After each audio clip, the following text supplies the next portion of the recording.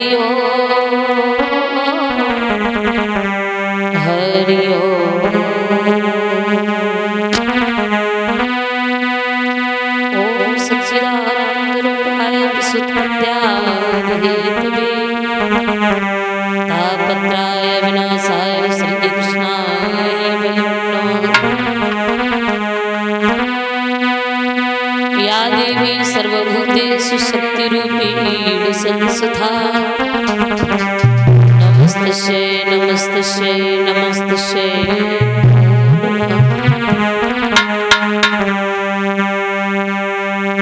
जय जय जय गिरिजा शुभनि और जय जय जय जगदीश। लाज रखो संकट हरो मेरो चरण कमल में शीश।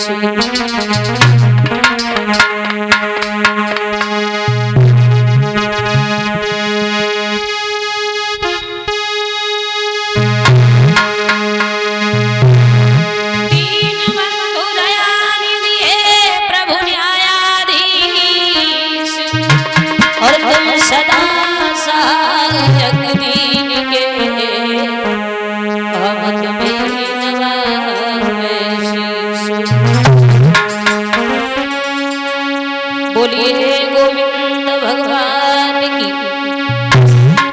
आदरणीय उपस्थित समस्त श्रोता बंधु, सबसे पहले भगवान के चरणों में 2 लाइन में वंदना।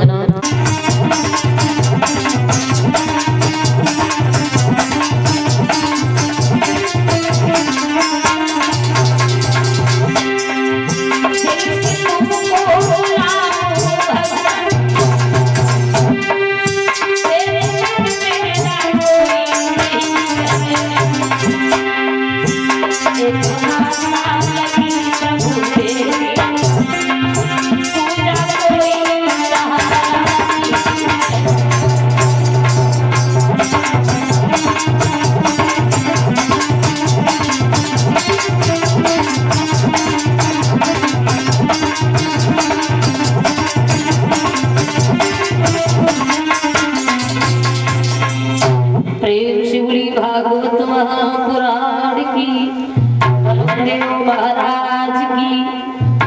आदरणीय उपस्थित समस्त श्रोता बंधु, समस्त सम्मानित नगर निवासी क्षेत्रवासी, जहां तक भी मेरी आवाज पहुंच रही हो, सभी लोगों से अनुरोध है, भागवत कथा का दूसरा दिवस व्यतीत होने जा रहा है और आप सभी अपनी गृह कार्य में विराम लगाकर भगवान की कथा में आइएगा। इस पावन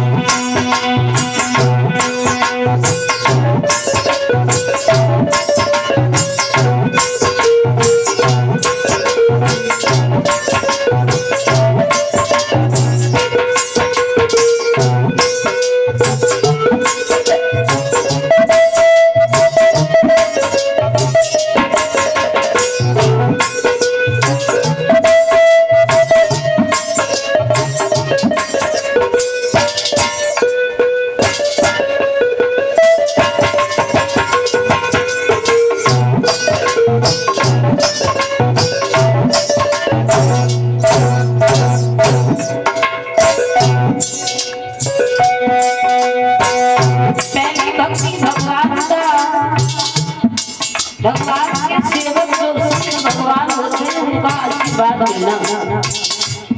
प्रथम भक्ति संतम कर संगा, संतों की संगति करना, संतों का साथ करना पहली भक्ति है। और महाराज संतों का काम होता है भगवान का नाम लेना। जब पहली भक्ति मिल जाएगी तो दूसरी भक्ति अपने आप मिल जाएगी। दूसरी प्रकार की भक्ति और पहली भक्ति दोनों हमारे तुम्हारे बीच में बड़े सौभाग्य की बात है।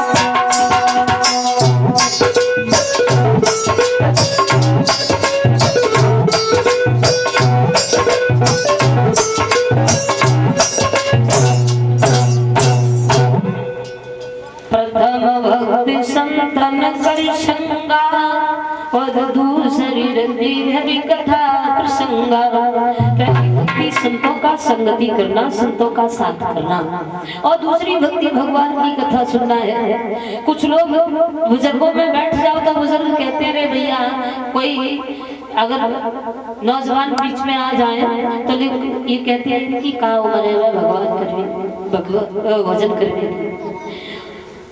भजन करने की उम्र तो 40 और 50 साल के बाद भजन करना चाहिए। क्या ये सत्य है? भजन करने की कोई उम्र नहीं होती महाराज। इंसान को भजन पूजा पाठ भगवान का आशीर्वाद लेना इंसान का कर्म है, और बचपन से भगवान की पूजा करनी चाहिए।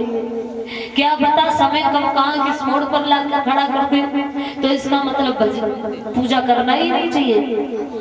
बचपन खेलने कूदने को और जवानी जिम्मेदारियां इतनी होती हैं तो कहते बुढ़ापे में भगवान का भजन करो, लेकिन क्या पता बुढ़ापा देखने को मिले या न मिले। भगवान की पूजा बचपन से करनी चाहिए। कभी लिखता है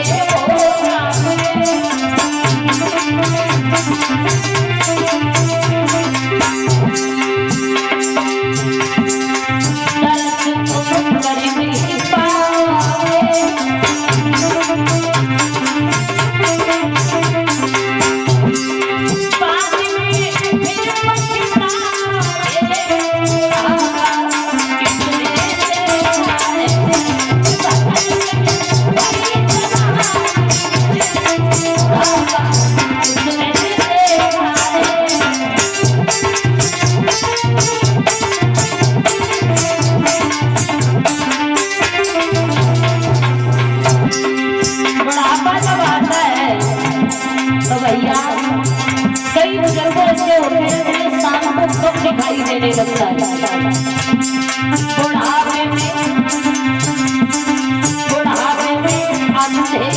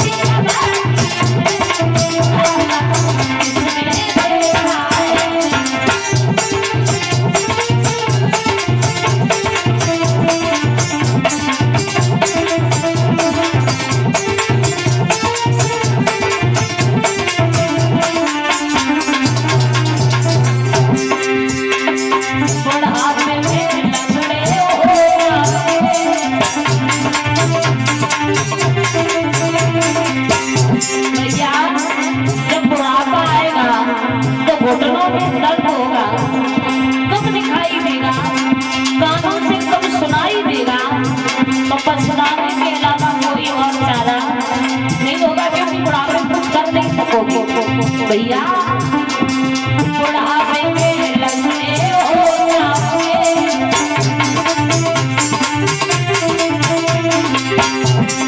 तीर्थ में जा नहीं पाओगे,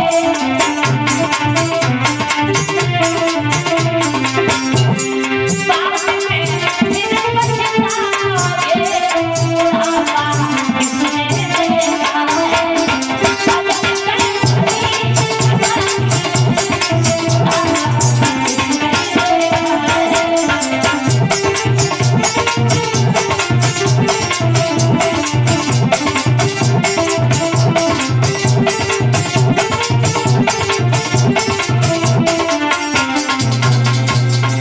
इसलिए अभी वो समय निकला जा रहा है। सभी से निवेदन है कि भगवान का भजन कर लो, आगे बहुत कठिन समय आने वाला है।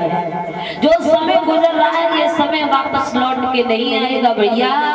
कुछ लोग ये सोच रहे होंगे आज कथा शुरू हुई है, मानो कल तो पूजन नहीं हो पाया, आज कथा शुरू होगी, कल चलेगी। लेकिन एक विद्वान ये कहता है काल करे सो आज करे और आज करे सो अब, पल में प्रलय होगी तब मोहरी करेगो कब। आज फ्री बैठे हो, कल के लिए सोच रहे हो कल चलेंगे, कल भागवत में चलेंगे, लेकिन आज फ्री बैठे हो कुछ कर नहीं रहे हो तो आज ही चले आओ तो कौन सी मुसीबत है। भगवान का भजन, भगवान का नाम लेने से कोई नुकसान नहीं होगा भैया। जो लोग आज और कल, आज की कल करते रहते हैं वो कभी जीवन में अपनी मंजिल तक नहीं पहुंच पाते, क्योंकि वो कल जब होगा तब फिर कल की सोच लेंगे, जब कल होगा फिर कल की सोच लेंगे, और कल किसी की होती नहीं महाराज। ये ध्यान रखना, समय कभी वापस लौट के नहीं आता। कुछ लोग सोच रहे होंगे समय दिन तो वही है 7 दिन, और वही दिन वापस लौट के आ जाता था, लेकिन महाराज ने सुना समय देखो, एक दिन तुम्हारे ऊपर महाराज बचपन था, अब घर में बचपन के बाद जवानी आई, और जवानी के बाद बुढ़ापा आता। अभी जो आपकी उम्र है घर में नाती पोता होंगे, नाती पोता को देख के बचपन याद आता होगा, क्योंकि बचपन के दिन बड़े अच्छे होते हैं। केवल बचपन याद कर सकते हो, ना कि जवानी के बाद महाराज दोबारा बचपन लौटे। अगर समय वापस आता होता तो फिर से जवानी के बाद बुढ़ापा कोई नहीं चाहता, सब बचपन में जाना चाहता। बोल गोविंद भगवान की। भैया ये कलयुग का प्रथम चरण चल रहा है, जितना भगवान का भजन कर सको वो बहुत कम है और बहुत ज्यादा है आज के समय में, क्योंकि आगे जो समय आ रहा है कोई किसी की बात पूछने वाला नहीं होगा। अर्जुन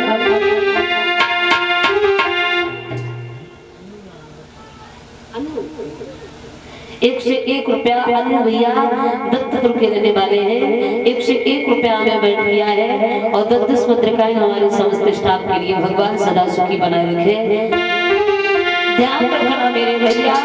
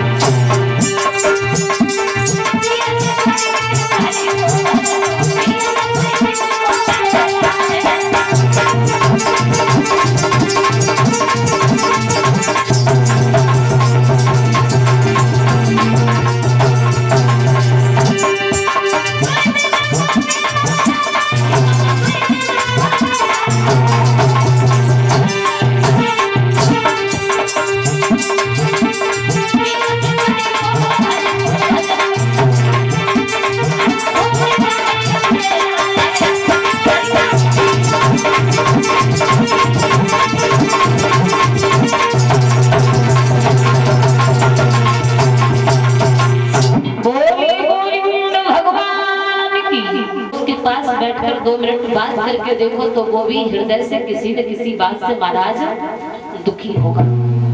समाज में महसूस नहीं होने दे रहा होगा, लेकिन बंद अंधेरे कमरे में अकेले बैठकर जरूर किसी न किसी बात का दुख होता होगा। कहा है ना, भगवान सर्व सुख किसी को नहीं देता। हरे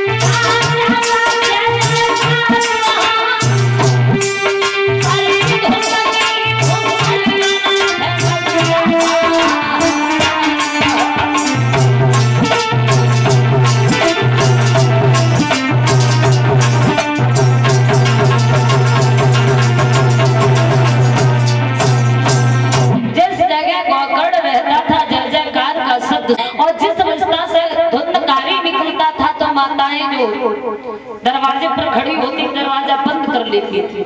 धुंधकारी पड़ोस में रहने वाली वैश्याओं से प्रेम करने लगा, पिता की कमाई हुई संपत्ति बर्बाद करने लगा। अंत में माँ ने भी प्राण छोड़ दिए, चोरी डकैती करके पैसा लाने लगा। वैश्याओं ने सोचा ये चोरी वाली बात किसी दिन अगर खुली तो ये मरेगा सो मरेगा, लेकिन साथ में हमें भी मरवाएगा। और ये इतना नीच है, इससे ये कहो कि भाई हमारे घर आना जाना बंद कर दो तो ये मानने वाला नहीं है। सोए हुए धुंधकारी के गले में फांसी का फंदा डालकर प्राण समाप्त कर दिए।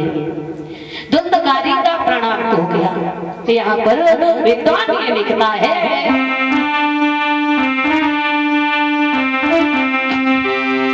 उनकी दुर्गति हो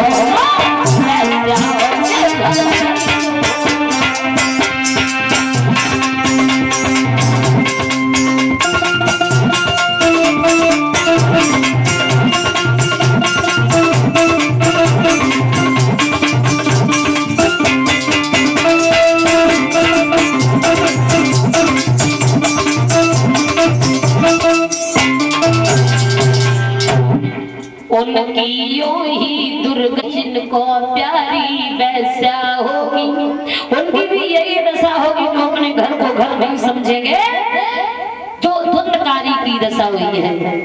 प्रेत योनि में भटकने लगा। धुंधकारी के भाई गोकर्ण जो थे तपस्या करने जो चले गए थे, वो जंगल से एक दिन लौट के अपने घर में आए। सोचे आज की रात जन्मभूमि में व्यतीत करें, और शाम को जब भजन करने बैठे हैं गोकर्ण, तो भगवान की मूर्ति आंखें बंद करके जहाँ भगवान की तस्वीर नजर आया करती थी, उस जगह पर कोई प्रेत धुंधकारी कभी सूकर कभी भैंसा घोड़ा बकरा बन के सामने आने लगा। धुंधकारी की ये हरकतें देखकर गोकर्ण ने गंगा जल का छिड़काव दिया। भैया कौन हो जो हमें तरह तरह के रूप दिखाई देते हो, वो हमारी भक्ति में बाधा डाल रहे हो? तो महाराज भूत का आकार नहीं होता, कभी किसी ने भूत देखा नहीं है। भूत आकार दिखाई नहीं दिया, केवल एक आवाज आई। जब गंगा जल छिड़का तो एक आवाज आई है, क्या?